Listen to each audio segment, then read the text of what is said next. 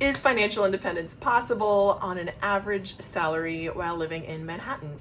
We'll see. In this video, I'm going to talk about living in Manhattan, my current situation, my budget, and kind of how my life has changed in the past couple months. Saturday morning, I am just back from the gym, and here are some updates about what's going on in my life and how my budget has adjusted and what we're looking like as we head into the month of June. So my current situation is very much different than it was this time last year. I was living in New Jersey with my mother, sharing a house with her, and just kind of living my life in a suburb. This year, I am living about 90% of the time on the Upper West Side, and I go back into New Jersey about 10% of the time because I still have obligations out there. And this will have an effect on my financial independence journey. I have kind of weighed that out in the balance, and kind of all things considered, that is perfectly fine with me because I've just never been happier, and balancing the day-to-day happiness versus long-term planning is something that I'm continually on a daily, weekly, monthly basis reconciling, and it's something at this point that I feel very confident in my allocations. And this has really forced me to reconsider my budget and, again, my path to financial independence because it's just more expensive here. So New York City, again, specifically Manhattan, is the highest cost of living city in the US, followed by San Francisco. Worldwide, it's kind of number 4, number 6, depending on your sources. Some other really expensive cities are, Tel Aviv is actually the number 1 most expensive city now, which I did not expect. So Zurich, Paris, and Hong Kong are usually tied for number 2, and then New York City comes in right behind that. So worldwide, it's up in the top 10, certainly. So all that to say that, yes, this is an extremely high cost of living area. My favorite thing about this area, obviously, is my spouse who lives here, but also the energy is just unrivaled. It's unparalleled. I have always known that I'm kind of a city girl at heart. I love being in the country and would certainly love to move to the country at some point, but I'm really recognizing this as simply a phase in my life. This is a stage of life.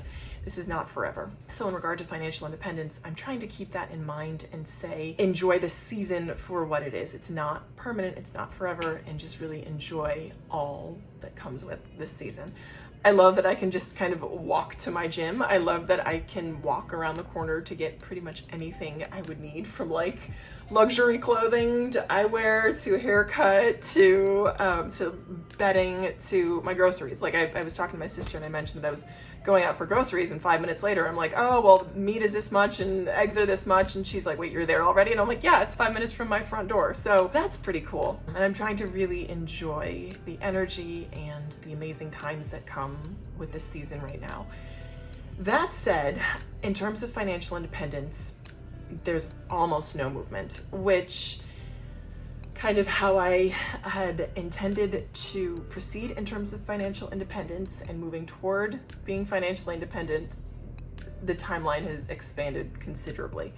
It's not, I don't want to say it's changed too much, but it would be impossible to be financially independent here working a regular job. There's just no way. This is electrolyte, so cheers. It's just not feasible. So at the moment, almost no movement toward financial independence, but my personal target to financial independence hasn't changed. My number is still my number because that's what I need to cover my expenses. I really try to keep in mind, like, this is me and my journey, and I am determined to be constantly growing and changing and evolving alongside, and being in close proximity to him kind of makes me excited to learn and grow. So how this relates to financial independence, sadly, my income has not changed significantly. While all these life changes have been going on, my income has stayed pretty stable. I got a small raise in April. Our company did like a 2% raise, and then I got a 2% raise on top of that. It's 4%. That's like re-indexing your salary to barely account for inflation, right? So I'm happy to see that growth in my career, but it's like, thank you. I want to continue growing is what I'm thinking. So my highest expenses, like 90% of American household, are food, transportation, and housing. So in terms of my budget, food is the most expensive thing that I spend the most money on. And that's both because groceries are more expensive and because, fully disclosed, we do eat out quite a bit. We get takeout and we eat out. Again, it's cost of living and it's just lifestyle. for both food out and groceries. And we both love, well, he loves to cook. I cook because it's cheaper. So my cooking is a little bit different than his, and I'm kind of learning from him on how I could cook a little bit different, a little bit better. Mine is purely to save money. I cook because it's cheaper than going out. Groceries, again, 30 to 60% more expensive for basics like eggs and vegetables. Basic protein and vegetables, it's 20 to 30% more. For luxury goods like coffee creamer, which is my like personal like pet peeve. I will not buy coffee creamer in the city because in the suburbs it's like $2.89 and change for the brand that I like to get. And here in the city, it's like $7 for coffee creamer. I refuse to do it, but that's a luxury item, sure. There's certainly ways to eat cheaper, to buy cheaper groceries. I know that, and people have suggested that, and I'm like, thank you very much. We both tend to eat high protein, higher fat, and very, very healthy. My instinct is to buy the cheapest protein and make it stretch, so I'll make like a stir fry or something.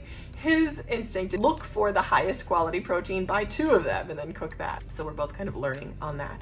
But health and fitness is very important to both of us, so that's just how we cook. Someone suggested on the bacon, because we do buy bacon, and someone's like, well, that's why you can't save money. And I'm like, okay. And then someone else kind of further expounded that, oh, it's a temporary thing. And what if your savings rate hits this percentage and you can say you could spend this percentage more? And I'm like, that's a lot of work. that's a lot of energy going into saving money. And I would rather put that energy toward earning more income, which is something that I'm also actively working on. So to continue on the budget topic, I'm also still paying utilities out in New Jersey, helping out with that, which I'm, again, more than happy to do as my mom is in the process of transitioning. And then transportation is the third most expensive thing the highest thing that I'm spending money on. I have no car payment, thank the good Lord, because I drive a 2004 Toyota Camry with 216,000 miles on it, but we do pay for gas. And I know you guys have all seen that. Gas is shot up like 50%. So I just did a trip for Memorial Day down to the beach, and the gas was ridiculous. Gas was like $120 round trip. It was insane.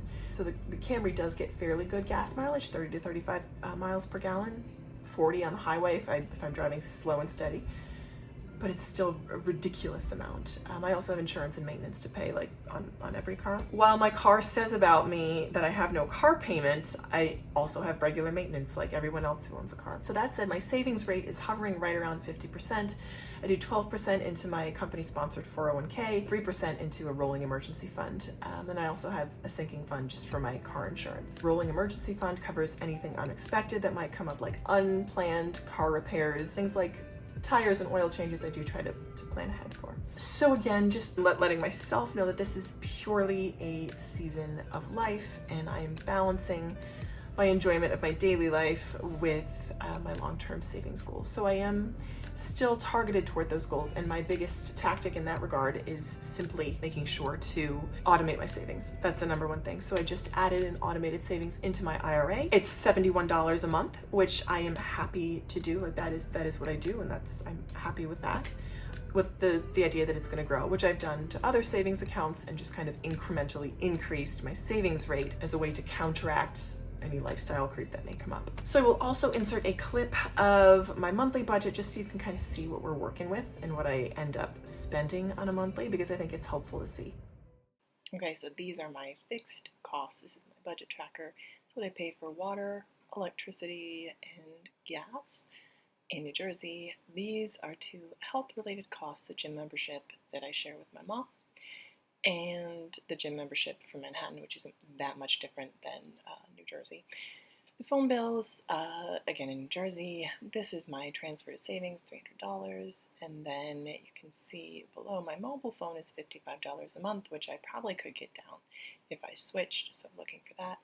I have my monthly tithe, and then I also have automatic savings to my Ally account, and then savings to my IRA. And again, this is just to start with the intention that I'm going to increase that with a total of about $1,400 in fixed costs. Now rolling over to, you can see my monthly spending. I have categories for health, household, business, clothing. I bought a new bathing suit, and I ended up returning half of that, so it ended up not being the full $90. Fear not. There's my food out, and my groceries categories, some household goods, just things that I bought like cleaning supplies. For the house, I also had a couple no spend days and some personal care that included some like quasi medical costs, which were included in there, and I was able to use my HSA to cover, which is positive. And then you can also see my transportation costs and travel.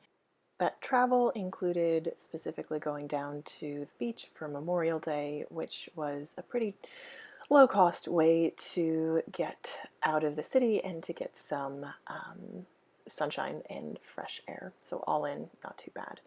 And my total costs on the variable side for May ended up being right around $2,400. So future plans, that is a good question, because just to reiterate that it's something that I really enjoy. I love living here and I love this season. I've never been happier, and I'm feeling a tremendous sense of progress both in my personal and my professional life. As far as the future goes, who knows? We're actively seeking to move to a place with a little bit more room. That said, for the time being, we anticipate just staying where we are. That's what I thought when I got married. So we'll see how that works. But for the moment, we're just going to try to make it work as it goes. We'll see what happens. We are both on that track toward to being financially independent and not being tied to a paycheck. That's our goal, the goal for both of us. And the process right now is just, again, enjoying our lives where they are while moving toward financial independence. So that's what I got for you today in regard to my budget, financial independence, living in Manhattan. Any questions you have, just let me know. I hope this has been helpful.